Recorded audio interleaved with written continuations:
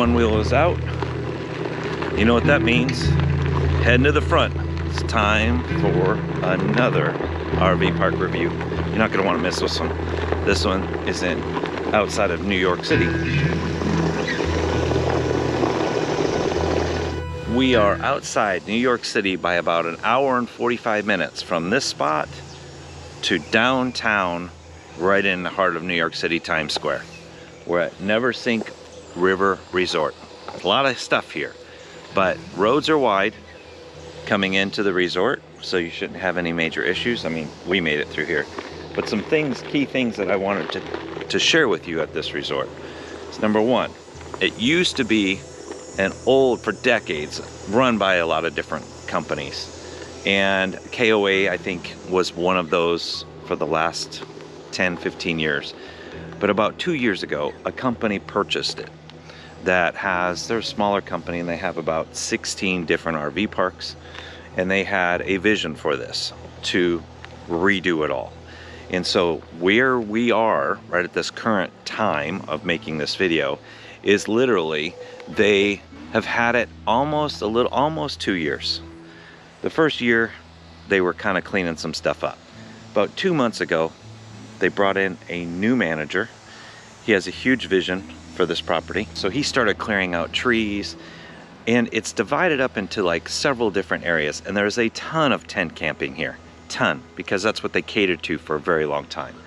They are now getting ready to utilize the big camping areas for tents and change them into bigger RV sites.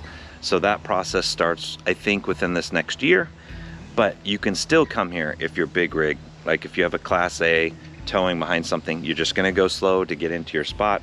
There's a couple areas that you can park, and then I'll showcase a couple areas where where the tent campers stay, but you could actually have water and electricity, just no sewer, and be right by the river and enjoy that experience. But the lure of this amazing place that's going through transformation is that you're an hour and 45 minutes to going downtown New York City. You're not in the great big hustle and bustle of everything, but you're able to cross off some bucket list things. Leave the RV, go downtown for a night or two, go to a wonderful Broadway show, possibly go see a lot of the things you've always wanted to see in New York City, but yet be able to drive just the hour and 45 minutes back. That's with traffic, by the way, back to your site.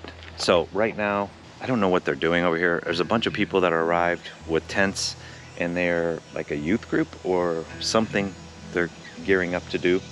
And along this other side, let me show you the other amenities here. It is gated. When you come in, it's just a simple bar gate with a code. But in this front side is where the first huge area is for tent camping. And you can see it's like a youth group or either a high school or something. They're doing something out here in the field. Registration's easy, there's plenty of room. You just stop, go inside the main building, and be able to get registered before you go in through the gate. There's a couple tricky spots here, but let me go through that. Right here is your store. Right behind me is the pool. So everything's right here close to the front. This is they have a small little cafe and a store that you can hang out with. Since it was an old KOA, they have the old jumper for kids, which is kind of neat. You can wash some gemstones and buy some firework, and you can even rent a couple different golf carts. Right past here though, when you come to this sign, you gotta go left or right. You're gonna go left if you have an RV. If you're gonna go right, mainly you're gonna be a tent camper. Lots of different camping sites here for tent campers, which is not something you normally see, but we are on the East Coast.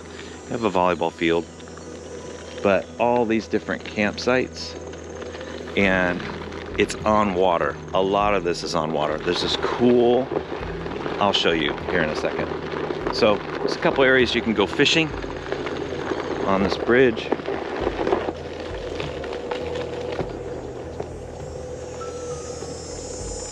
And all of that through back over here as well is tent camping. So if you're looking at a map, when you come to that T, you're gonna turn right for all of this.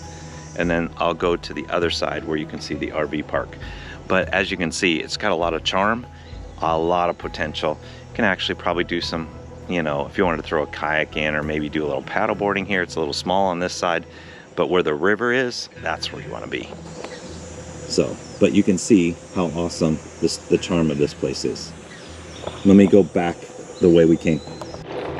While I'm thinking about it as we're going this way, here's the fun thing, is that even if you didn't want to drive down into New York City, about 7 miles away there's a train station. You can actually drive the 7 miles, leave your vehicle, jump on the train, takes you right downtown New York City, and the last train to get back is I think 11 p.m. So you still have an option. If you don't even want to drive into the city, you can just jump on one of their trains. Okay, let's take a look over here. Again, main entrance, and when you come in, you're going to take this left turn. This was the main obstacle for us. This left turn is pretty wide, and what they did is they put down some gravel so you can make this huge wide turn to make it down this way. Since we are the biggest thing that's ever been in the park, I had a lot of questions and concerns about how we would maneuver. This road though, most of this is paved, and then down when you get past, then it kind of goes to all gravel. So they've done really well at widening and taking trees out. So there's plenty of tail swing area. This first area is called Open Woods Village, and there are some people here that have a few seasonals, maybe 5 or 10, but there's a lot of room, no trees in the middle. There's a bathhouse that's right there, so you can see. We are actually parked down this way, so if you go past the Open Woods Village, you're gonna see Riverside Village. It's an interesting place because the sites do get a little wonky, but they're great because you can still have a Class A. So you have this wide turn that goes in, and then we're actually right down there. It's a pull-through site, but there's plenty of sites right through here. Even though there's trees, it's easy maneuverability. And what I mean by that is, let me take you down here and I'll show you. So this is really wide, right?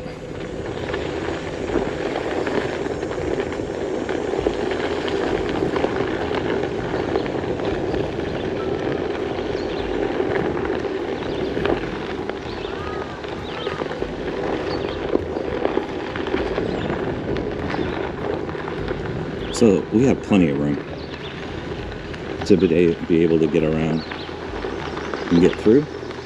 And then, sure, there's a couple sites that have trees overgrown, and they're really good at trying to help you accommodate. They'll cut back tree limbs, do whatever, because again, they're, you know, transforming the space. So then this brick wall you see here, that's a river. So you have, if you have a small RV, you can stay right on the river. We're kind of in the middle of this area here, as you can see. There are a few cabins scattered about. That cabin's actually on a river, and so is that one. They have a small conference area, so if you had a small group event that you wanted to have, or a family reunion, you have a place to do that with. And then there's this huge field right here. Like, it's massive. Like, you don't normally see something like this in the center. Again though, for so long it was catered to tent campers or just people camping down by a water. Let me show you. Let me get off here. Some cabins that are scattered throughout here.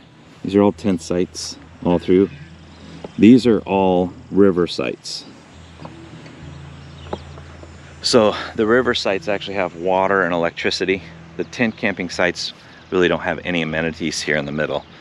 But they're going to convert all of this, I believe is what they were saying, into RV spots. Be prepared. I don't know when you're seeing this video, but this actually is something that's in their works. On the outside here, these are full hookups as well. We saw a toy hauler that was parked here, so their nose came all the way to the road, but there's room. So there's plenty of room.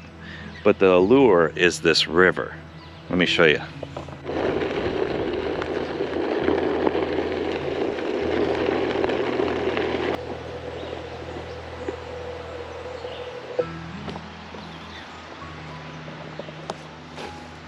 These sites are pretty awesome.